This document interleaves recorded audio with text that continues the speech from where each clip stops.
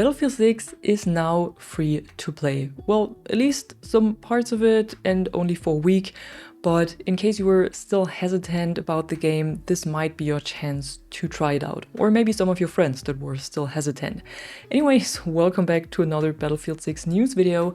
And one topic we talk about today is the Battlefield 6 free trial that will be held from November 25th, so today, until December 2nd. Which should be Tuesday next week. So how it works is that you need to download RedSec, which is the free-to-play version of the game, or the free-to-play mode that usually just includes the Battle Royale mode and Gauntlet, the tournament mode. So for the next few days you will be able to play All-Out Warfare, Close Quarters and Initiation Breakthrough.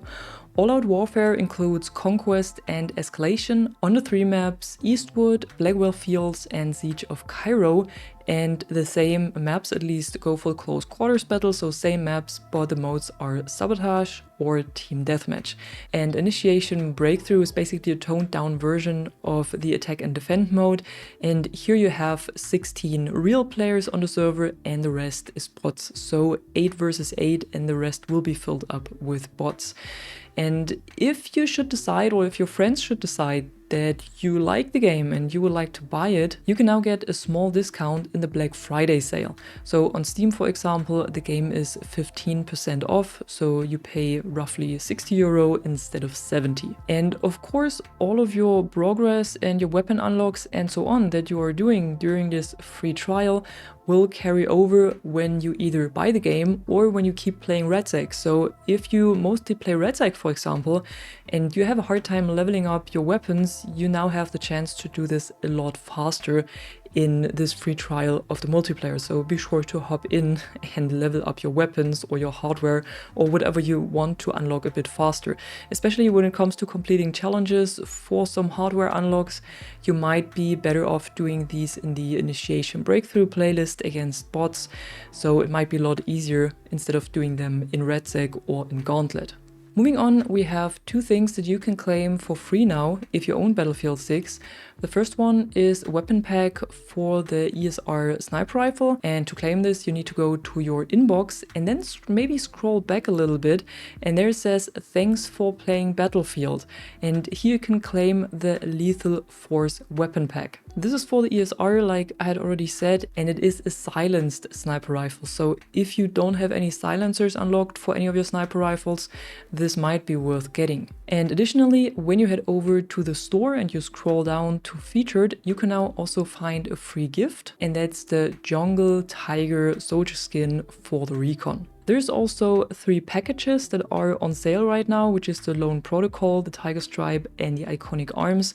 So if any of those were interesting for you, maybe you had an eye on them before and they were too expensive, they're all 500 Battlefield coins now. So maybe check this out if it's interesting for you. And also good news for everyone who was affected by the EA app outage back then when the game launched. You should finally have your hardware and battle pass and career boosters in your inbox. So be sure to check your inbox if you didn't get them yet.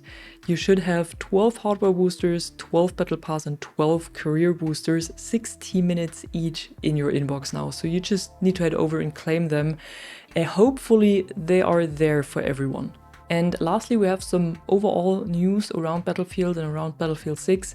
And the first one is that it seems like a lot of old DICE developers are returning to DICE after the start of Battlefield 6, or after the release of Battlefield 6, because one developer, Daniel Cambrand, wrote that seeing quite an influx of ex-Dicers coming back to DICE, every week I bump into someone new, so awesome to see. And then he has this picture right here of the DICE studio from the outside, of course. So first of all, it seems like a lot of developers had left during Battlefield 5 and 2042 times because they were not behind the game anymore, and now that the game is apparently going back to its roots, or kind of going back to its roots, and more successful again, now a lot of people are coming back and they seem to believe in this game a lot more than they did in the older games.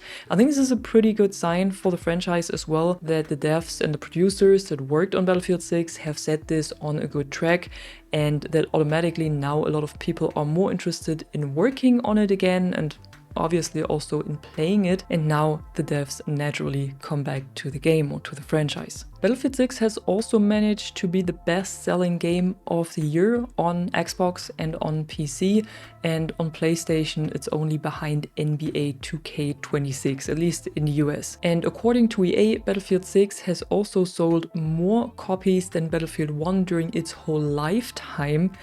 And Battlefield 6 sold this only in October, so only in the launch month. And if I remember correctly, Battlefield 1 had sold around 20 million copies during its lifetime. I mean, that's still far away from the 100 million that EA has targeted, but it's a step into the right direction. Maybe the holiday season will add something to this as well, but overall I think this is already a huge success, and it could be a turning point for the franchise to go towards better times and maybe a bit more back to the roots than they did with 2042 and partially also with Battlefield 5. And talking about going back to the roots, what we can expect to see in Battlefield 6 in the future, well, we don't know when we can expect it, but it will be coming, is a spectator mode and custom lobbies.